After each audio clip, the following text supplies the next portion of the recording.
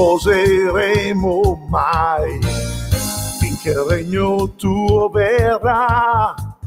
Sentinelle veglieremo insieme. Noi preghiamo Gesù che ci ha donato il suo cuore. Dio del cielo, ci prostriamo a te. Col tuo potere scendi su di noi. Col tuo amore infiamma i nostri cuori. Bussa alla porta del cielo, chiedi che ci sia un risveglio, prega che il suo nome sia su tutta la terra e sogna il momento di svolta, cerca il frutto della parola, prega che il suo nome sia su tutta la terra, su tutta la terra.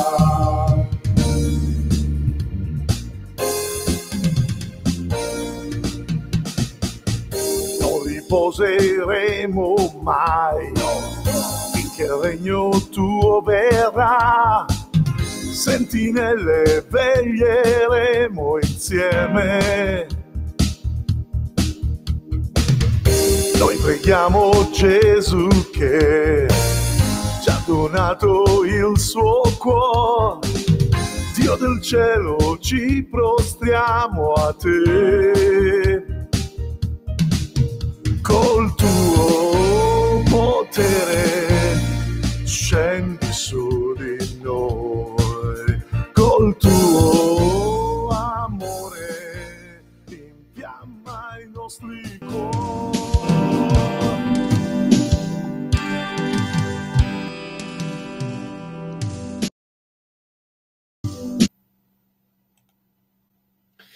Ben connessi cari amici per questa nuova puntata di Amore per la Parola sul mio canale Padre Baldo Alagna. Oh, pardon, je commence à parler en italien. Alors, bien connecté à ma chaîne, je voyais des Italiens et donc j'ai commencé en italien. Mi dispiace per gli italiani, ma è in francese, mi sono confuso.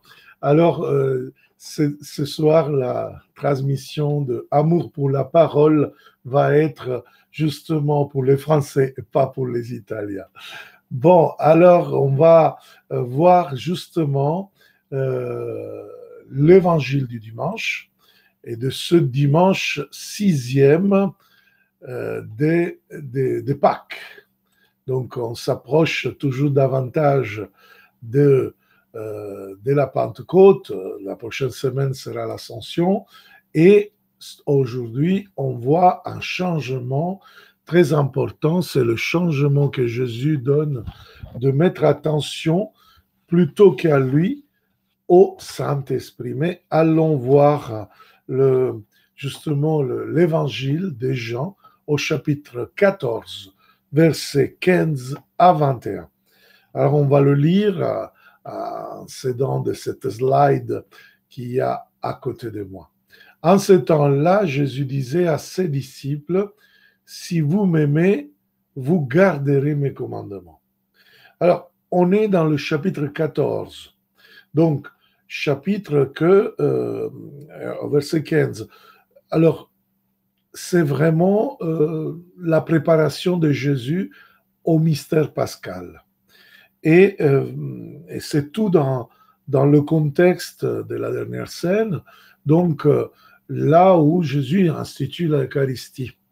Mais Jean fait le choix de ne pas parler de la liturgie de l'Eucharistie, mais plutôt un signe qui manifeste ce qui est la liturgie, c'est-à-dire la lavande des pieds du Maître vers les disciples. Voilà, bonsoir Jean-Marc, bon après-midi même. Voilà. Si vous avez des questions, vous pouvez l'écrire et je vais répondre à la fin. Alors, dans cet évangile, donc déjà, bon, nous voyons en ce temps-là, Jésus disait à ses disciples, c'est la liturgie qu'il a insérée en effet dans le texte, ça n'existe pas. Mais nous voyons une nouveauté par rapport à tout l'enseignement de Jésus. Jamais Jésus fait des rachats affectifs ou demande de l'amour pour soi. C'est la première fois. Là, ce n'est pas un rachat. De quoi on le voit de ce qu'il va dire après. Si vous m'aimez, vous garderez mes commandements. Ce n'est pas un rachat pour ceux qui va à suivre. En effet, Jésus a laissé un unique commandement. Et on va voir, il va dire, ceci est mon commandement. Un commandement nouveau, donc pas le sens à nouveau dans le sens de nouveauté, dans le sens qui l'un qui supprime l'autre, mais dans le sens de la qualité, c'est-à-dire meilleur. Alors, nouveau commandement dans le langage de Jésus et surtout dans l'évangile de Jean, c'est vraiment le commandement unique qui résume tous les commandements. Et il a dit mon commandement. Donc ça veut dire, on va le voir même dans ce texte, qui se différencie du commandement de Moïse. Aimez-vous les uns les autres comme je vous ai aimé. Or, justement, semble que vraiment dans les différentes situations, dans toute situation, on a besoin de se montrer. Bonjour Nathalie. Voilà. Alors, on a besoin vraiment de montrer cet amour comme valeur de ce commandement. Alors, comprenons bien pourquoi ce n'est pas un rachat affectif. Parce que si nous disait ça à quelqu'un, si tu m'aimes, tu ferais ce que je t'ai dit, c'est un rachat. C'est un rachat affectif, c'est vraiment vouloir commander sur l'autre, c'est vraiment un esprit un peu de manipulation. Mais Jésus n'a pas dit, je vous montre pourquoi. Moi, je prierai le Père et il vous donnera un autre défenseur qui sera pour vous, avec vous pour toujours. Alors, vous voyez, Jésus veut vraiment que nous soyons débloqués de quelque chose qui va se passer. Les disciples, ils vont regarder le Seigneur crucifié, ils vont se retrouver dans la tempête, ils vont se retrouver dans une situation permanente, toujours, de perturbation. Mais moi, même si je ne serai pas avec vous, même si vous croyez que je ne vous aime pas, je prierai le Père, et le Père, donc le Père dans tout le Nouveau Testament, il prend une tradition de l'Ancien Testament pour identifier Dieu. Donc,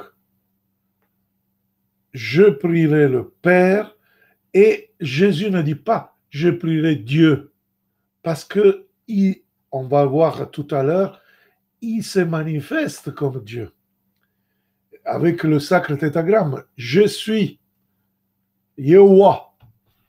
Si on veut lire à la manière de moi de Jéhovah, le nom de Dieu, le sacre tétragramme, c'est-à-dire J, H, la J, H, W, H, avec les voyelles d'Adonai, les Masoretes ont fait ce Yahweh, ou Yehovah si c'est Elohai, c'est-à-dire vraiment des titres que nous pouvons dire à Dieu, lequel nom nous ne pouvons pas le nommer. Alors Jésus fait propre, et on va le voir, je l'ai mis en majuscule, vous allez le voir. Mais maintenant, appelle Dieu son Père, donc le Père. Cela nous permet déjà de rentrer vraiment dans la Trinité. nous permet de voir justement qu'il y a un unique Dieu, il y a le Fils, mais il y a aussi, bon, la traduction française a voulu traduire le rôle. Vous voyez, il a mis avec une D majuscule le rôle du Saint-Esprit, que en grec, c'est parakletos. Et alors, dans certaines Bibles, surtout dans la Bible du Congo, il met le paraclet. Et alors, dans beaucoup de chants africains, du renouveau charismatique, on l'appelle le paraclet. Et nous tous, nous savons qu'est-ce que ça veut dire. Nous savons que veut dire défenseur, mais pas seulement. Veut vraiment indiquer toute une nuance de signification pour indiquer que l'esprit qui a ce nom-là, que Jésus donne ce nom à l'esprit, c'est vraiment un héros de salut, un héros d'urgence. On pourrait dire un infirmier, on pourrait dire un thaumaturge, on pourrait dire un médecin, on pourrait dire justement quelqu'un qui est toujours au secours dans un moment de besoin. Alors, vous voyez, donc, ce n'est pas un rachat, comme je vous disais, parce que c'est une absence qui va devenir présence. Donc, c'est un peu une rassuration, une assurance, vraiment rassurer les disciples pour que les disciples puissent commencer à exercer leur confiance. Donc, nous voyons vraiment ce paraclet qui arrivera, ce secouriste, on pourrait dire, une ambulance, je ne sais pas. Il y a toutes ces nuances-là dans ce mot-là. Et en effet, qui est exclusif à l'évangile de Jean. Hein. Paraclet, donc, le paraclet, il a l'appel pour rester. Sera pour toujours avec vous. Pour rester. L'Esprit du Seigneur, donc, vient au secours de la communauté, vient au secours de chacun de nous. Et alors, ce n'est pas seulement dans les maisons de besoin quand est invoqué, mais c'est toujours là. Ah, ça, c'est quelque chose. C'est-à-dire que même si moi, je ne suis pas conscient que le Saint-Esprit est là, il est là. Vous voyez, c'est vraiment quelque chose de merveilleux.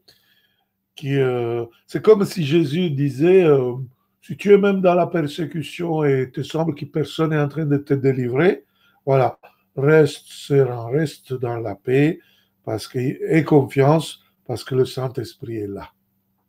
Vous voyez, c'est très intéressant. Et après, on continue. L'Esprit de la vérité. Si tu n'as pas compris qui est le Paraclet, voilà une petite explication de Jésus. C'est cet esprit qui fait connaître la vérité. Vous voyez, il ne dit pas que vous aurez la vérité. Et c'est très intéressant. C'est-à-dire, vous la connaîtrez. Donc, et c'est typique de tout l'évangile de Jean, en d'autres passages, il dit pareil. C'est-à-dire, une vérité importante pour l'évangile des gens. Dieu est amour. Dieu est amour et s'aimer avec générosité au service des autres, comme les disciples ont vu en Jésus. Il s'est mis à genoux à laver les pieds des disciples et justement, il est amour toujours en faveur de tous les hommes. Et voilà l'esprit de vérité. Que le monde ne peut pas recevoir. Le monde, pour Jean, pour le disciple, il n'est pas la création. Attention, il n'est pas la planète physique. c'est le système injuste qui s'oppose au Messie, qui s'oppose au Christ, et donc qui est en effet, qui suit comme une brebis, bon, ce n'est pas pour offenser des brebis, j'aime beaucoup les animaux, mais parfois une expression italienne qu'on est des pecoroni, c'est-à-dire on suit comme des brebis, voilà, le berger. L'institution religieuse au temps de Jésus, il enseignait des choses qui perturbaient complètement la vérité, donc la connaissance de Dieu, et lui il commence à le dénoncer. Le monde ne peut pas recevoir car il ne le voit pas et ne le connaît pas. Pourquoi nous n'arrivons pas à faire les mêmes choses que Christ, même plus grand que lui? Jean-Marc pose cette question. Comme Jésus nous l'avait promis, puisque il est après du Père et que nous reçus ce nouveau défenseur. Amen. Merci pour la réponse. Alors, si tu attends à la fin, tu vas comprendre parce que dans cette partie, je reste collé au texte, mais à la fin, je vais faire une explication théologique, même pneumatologique. C'est une science théologique qui nous parle du Saint-Esprit. Et là, je vais te répondre. Bien. Alors, le monde qui, en Jean, ne veut pas accueillir la parole qui s'est fait chair, c'est le monde justement de gens religieux, des gens qui ont la foi, des gens qui font les chrétiens, mais ne sont pas chrétiens. Vous voyez, des gens qui disent d'avoir la vérité. Voilà la manipulation.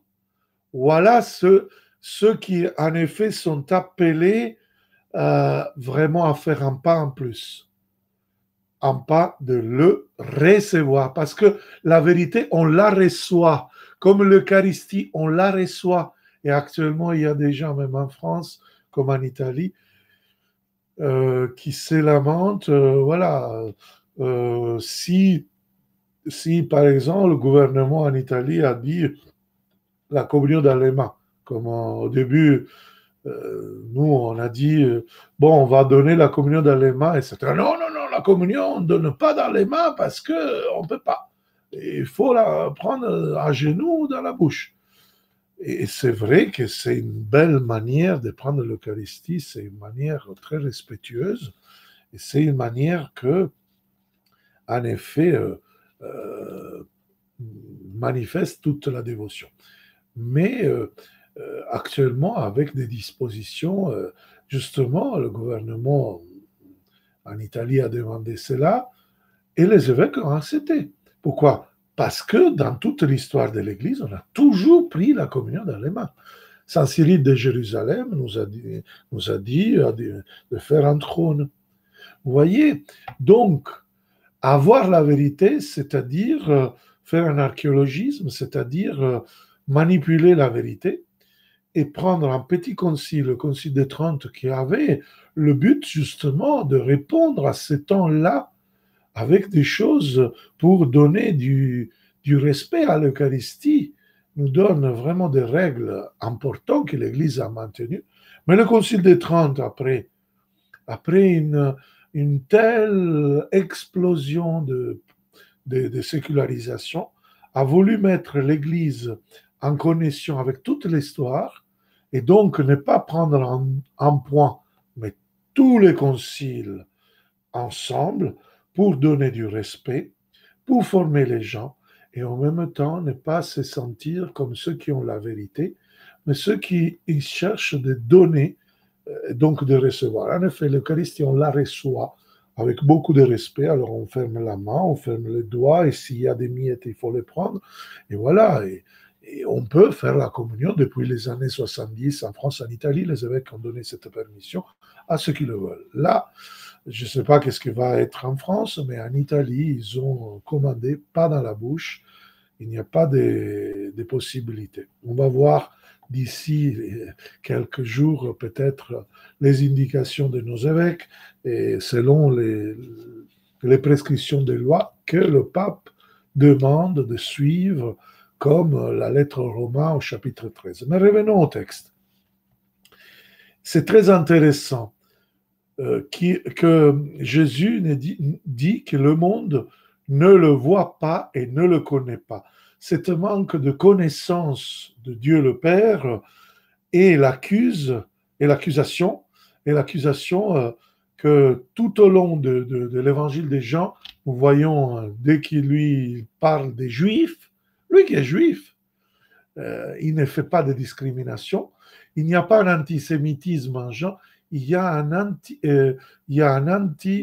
anti-judaïsme, c'est-à-dire un judaïsme qui n'accepte pas le Messie. Donc, il n'est pas contre tous les Juifs, il veut vraiment manifester que ce Juif-là n'accepte pas Jésus, n'accepte pas justement le Messie d'Israël. Alors que Jésus, justement, était au temple, il va dire je suis au milieu de vous comme un que vous ne connaissez pas. Voilà, et là, on voit la même expression. Pourquoi? Parce que la connaissance, je vous répète, c'est quelque chose qui est vraiment lié à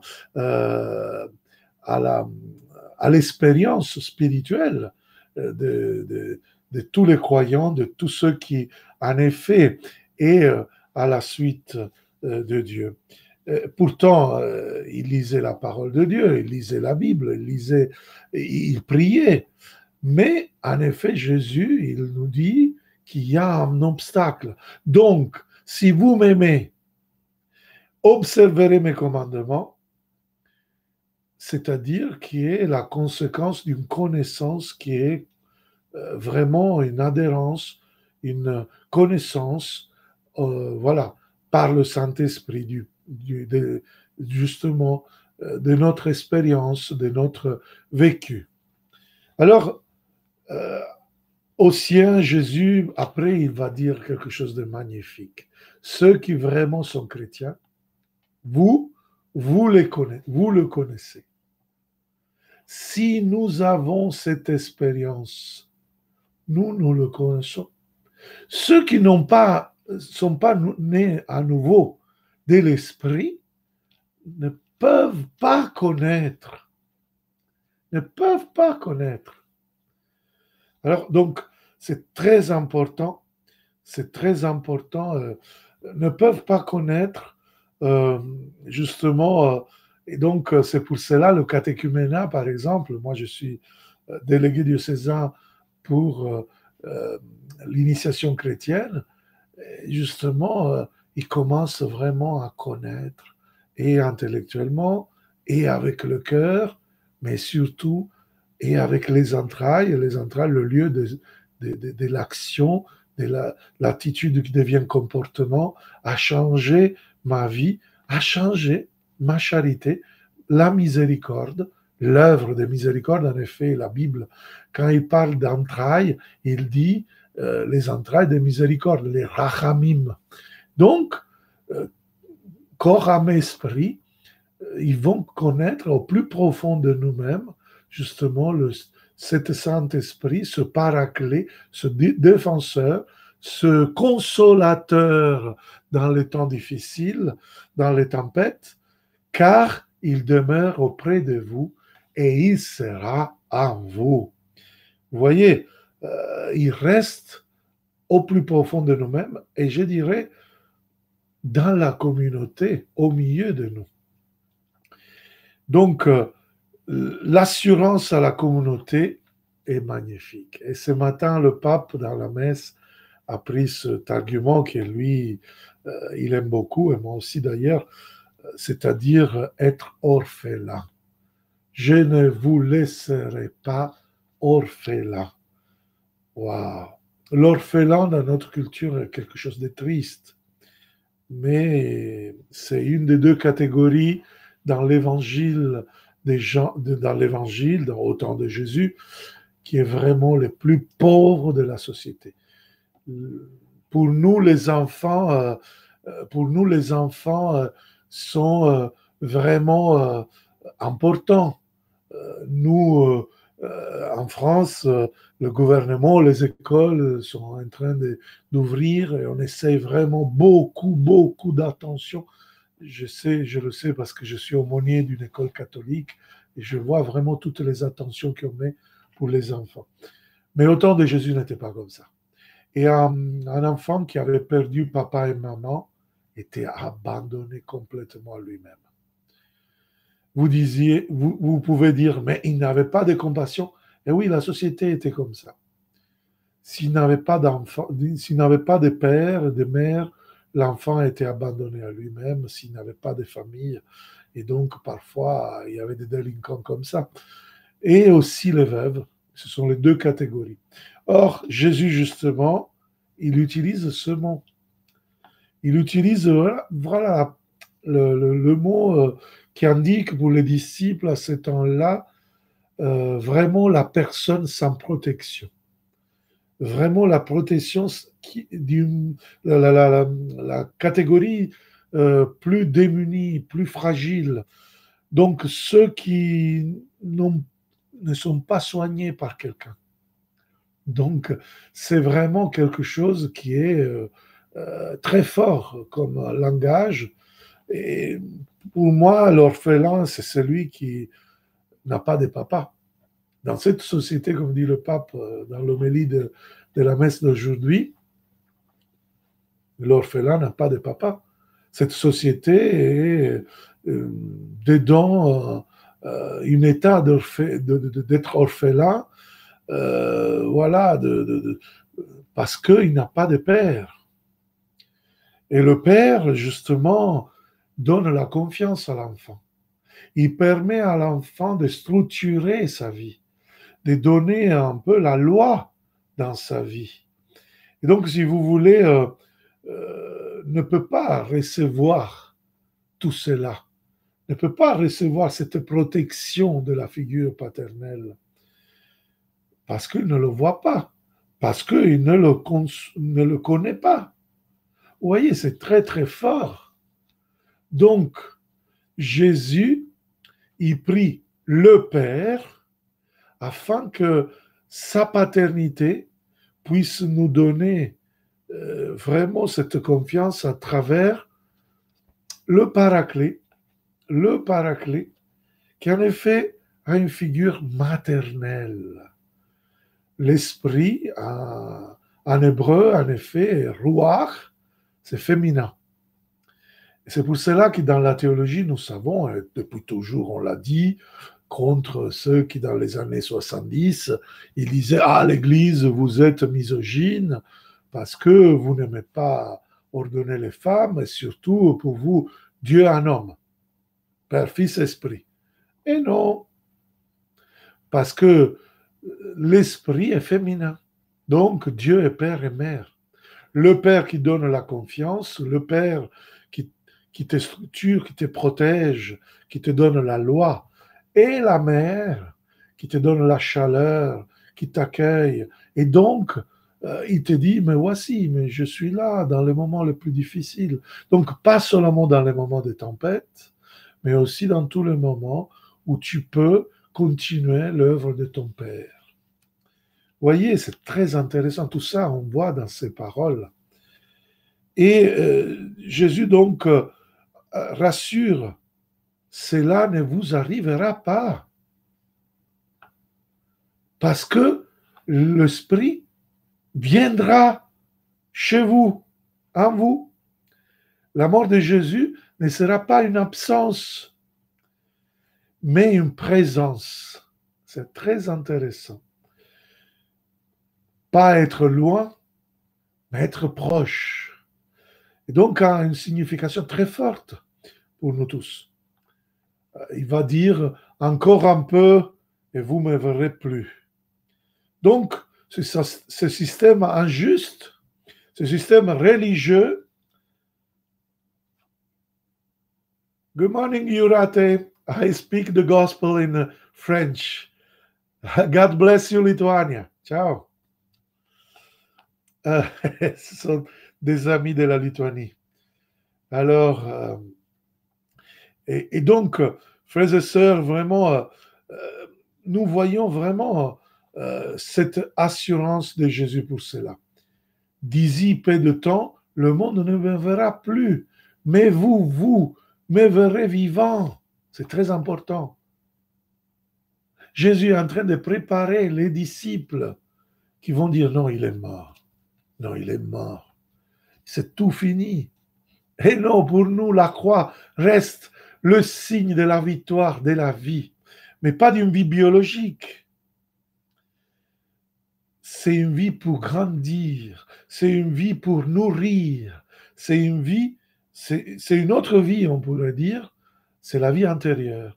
C'est une vie qui reste pour toujours, qui en effet donne une orientation à notre quotidien en donnant vraiment la nourriture, comme des parents pourraient donner aux enfants, qui mettent en harmonie, en syntonie, vraiment dans cette beauté voilà, de vie qui, c'est le vivant, c'est le ressuscité qui nous donne.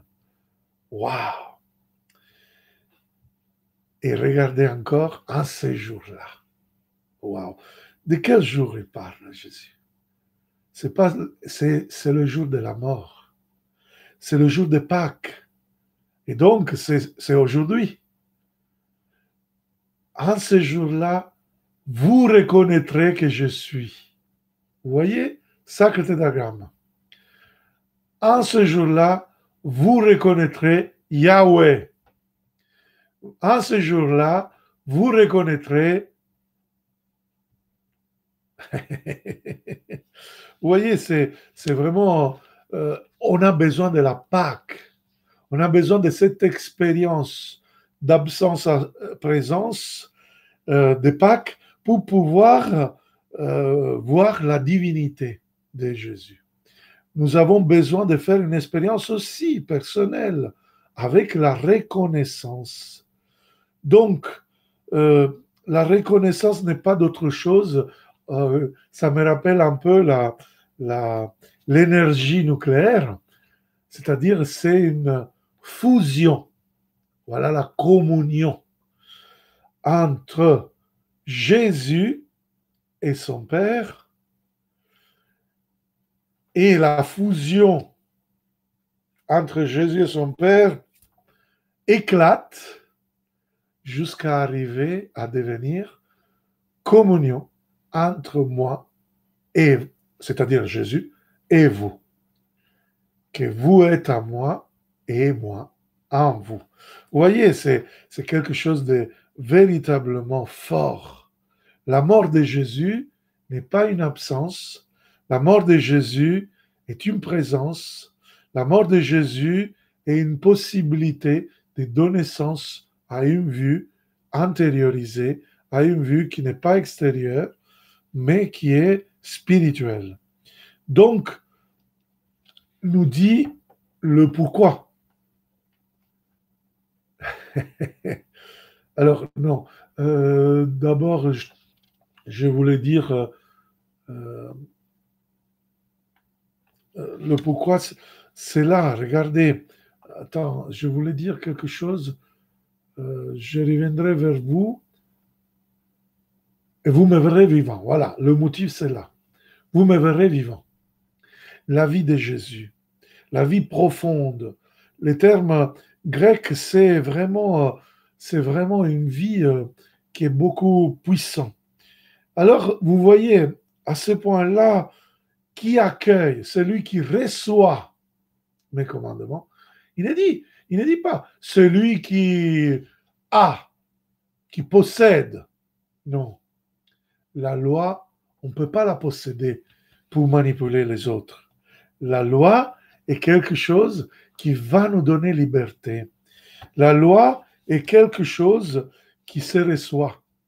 Et l'évangéliste nous dit qu'ils sont les commandements de Jésus, mes commandements. Ce n'est pas la loi de Moïse.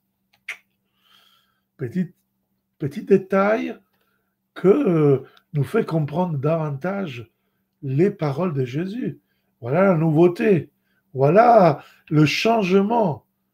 Ces types qui disent d'avoir la loi de Moïse, ils ont mis l'aigle de Rome à la place du sacre tétragramme. Moi, je suis. Vous comprenez la différence? Voilà pourquoi il doit dire mes commandements.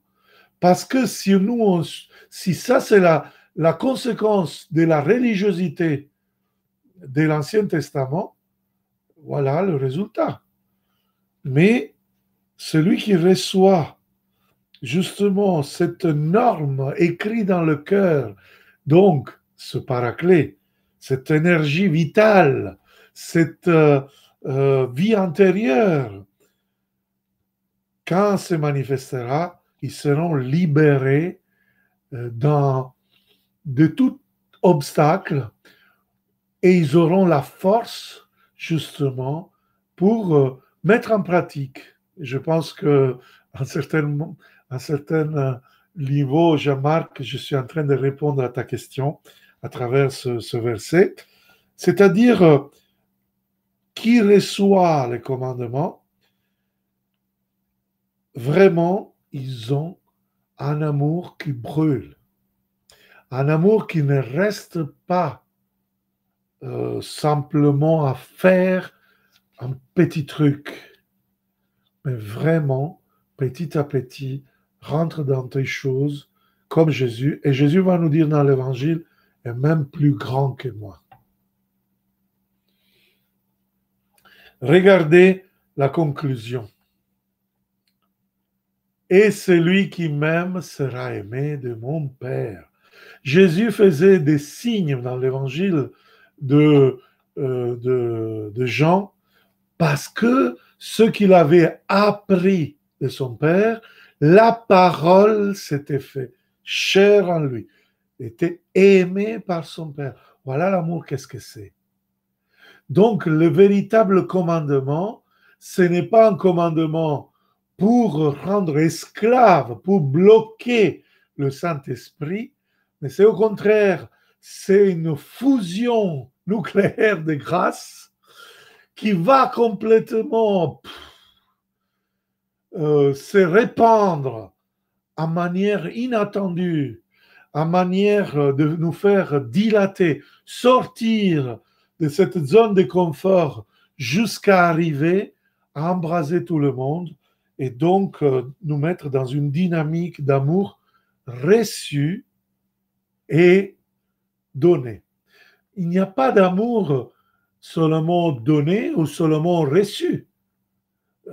Quand quelqu'un dans les couples me dit « Ah non, père, tu connais pas ma femme », c'est vraiment, c'est vraiment terrible. Mon mari, oh là là, je ne le supporte pas, je peux pas. Écoute, mais aime-le. Aime-le. Ah non, je vais me divorcer. Parfois, en effet, on ne peut pas dire à l'autre de ne pas faire parce qu'il y a vraiment des choses impossibles d'incompatibilité. Bon, hélas, même si on aime le sacrement du mariage, bon, on va voir. Et parfois, on se rend compte que les personnes soit sont immatures, soit ils ont des problèmes gravissimes. Voilà, qui, bon, quand ils se sont mariés à l'église, ils n'ont pas fait les choses tellement bien et vraiment croyants au mariage. Et donc, parfois, bon, on accepte aussi ça. Mais, vous voyez, la chose intéressante, c'est qu'il n'y a pas de conflit entre deux dans l'amour, qui ne soit pas d'un côté et l'autre. L'amour a une balance.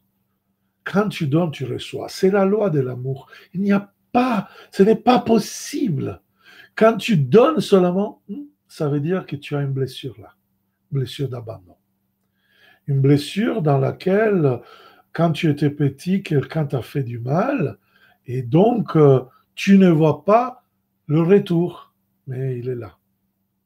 Alors, pour ces personnes qui ont des difficultés à le voir, justement, c'est bien de copier des saints comme Mère Teresa, qui faisait vraiment les choses gratuitement. Mère Teresa doit avoir cette blessure sûrement d'abandon, Alors, il commence à donner des câlins à celui qui était à des mourants, celui qui est en train de mourir, afin que ne peut pas retourner en arrière le câlin. Donc, il prenait conscience de la gratuité de l'amour. Mais en effet, il mettait la, la, la récompense en Dieu, parce que c'est Dieu qui doit me donner l'amour. Vous voyez, c'est magnifique cela. Moi aussi, je l'aimerai et je me manifesterai à lui. En celui-là est la manifestation de Jésus. Si cette manifestation n'est pas là, pour utiliser un langage que tu as utilisé, Jean-Marc, euh, euh, faire les mêmes choses que Christ, je ne sais pas qu'est-ce que tu entends pour les mêmes choses, parce que nous pouvons faire les mêmes choses. C'est sûr qu'après, le Christ, comme un État, était en même temps laïque, en même temps était un grand prêtre, euh, et dans un côté était aussi vraiment quelqu'un qui avait quelque chose de différent de nos temps. Mais nous pouvons, avec le Saint-Esprit, nous pouvons. Si tu dis les signes par rapport à l'évangile des gens, donc les prodiges, les miracles, hein, bah, ça, il faut laisser le Saint-Esprit changer vraiment notre cœur dans la communion avec Dieu jusqu'à se faire saisir. Et voilà, je rentre dans la dernière partie, qui est la partie, on peut dire, théologique, hein, euh, que j'aime beaucoup. Donc, je me pose la question alors, qui est le Saint-Esprit? On a parlé beaucoup aujourd'hui. De ce dimanche jusqu'à arriver à Pentecôte, vous entendrez beaucoup parler du Saint-Esprit. Jésus enlève vous voyez pourquoi je vois qu'il n'est pas un chantage celui qui fait Jésus. L'amour qu'on a pour Jésus devient vraiment l'amour qu'on a pour la divinité, pour Dieu tout entier, Père, Fils et Esprit. Donc, si je vous dis qui est l'Esprit Saint, alors les plus âgés, habitués au catéchisme d'autrefois, ils vont me dire la troisième personne divine. Ok, d'accord, c'est une personne, c'est vrai, le Père de l'Église, il l'appelle comme ça, il utilise deux mots grecs, hypostasis ou prosopone. Hypostasis, c'était la masque. Nous, aujourd'hui, on n'aime pas le masque, surtout dans cette période de pandémie, parce que le masque semble une apparence. Eh bien, ce n'est pas seulement ça. Aujourd'hui, on l'utilise pour nous protéger quand nous sortons. Euh, les masques, en effet, étaient utilisés par les Grecs pour raisonner un personnage. Donc, il indique justement la personnalité du Saint-Esprit. Et ce Saint-Esprit indique une personne qui est toujours demeurant en nous. C'est pour cela que quand on ne le voit pas, ça veut dire qu'il y a quelque chose à changer, cher Jean-Marc. Si je ne fais pas quelque chose, je ne dois pas dire que le Saint-Esprit, je dois prier plus. Oui, peut-être. Qu'est-ce que le Saint-Esprit doit faire? Rien. Le Saint-Esprit demeure. Si je ne l'active pas, ce n'est pas le Saint-Esprit le problème, c'est à moi. Donc, c'est la prière? Oui. C'est aussi dans la relation de la nouvelle conscience qui nous donne ce que nous, en renouveau charismatique, on appelle le baptême dans l'esprit, qui n'est pas un sacrement, hein. On peut le recevoir toutes les fois qu'on veut, même parfois de manière spontanée. Moi, la première fois que j'ai eu vraiment une effusion du Saint-Esprit, une renouvelée conscience du Saint-Esprit dans ma vie qui a apporté beaucoup de signes, beaucoup de choses qui ont changé complètement mon attitude antérieure et la connaissance de Dieu dans ma vie était vraiment de manière spontanée. Spontanée complètement. À manière, on m'avait envoyé dans un groupe presque avec un chantage affectif de la copine que j'avais justement à ce temps-là. Il m'amène à l'église, je ne croyais pas à ce moment-là, et j'étais ado, oui, 19 ans, et, euh, et à ce moment-là, il y avait un petit cénacle de groupe, un groupe charismatique, un type qui, avec une guitare, chante mal, invoque le Saint-Esprit. Et là, je n'ai pas eu des choses assez particulières, mais j'avais envie de chanter tout le temps, tout le temps, tout le temps. Je ne pouvais pas dormir. Pour 48 heures, je n'ai pas dormi, je chantais tout le temps. J'avais vraiment une joie, j'avais vraiment quelque chose qui m'a fait vraiment commencer une vie complètement différente. Pour 8 mois, j'ai commencé ma journée avec l'adoration en allant à 6 heures du mat à l'église. J'ai parlé de Jésus à tout le monde. Je ne sais pas combien de mes amis ont commencé à fréquenter ce groupe.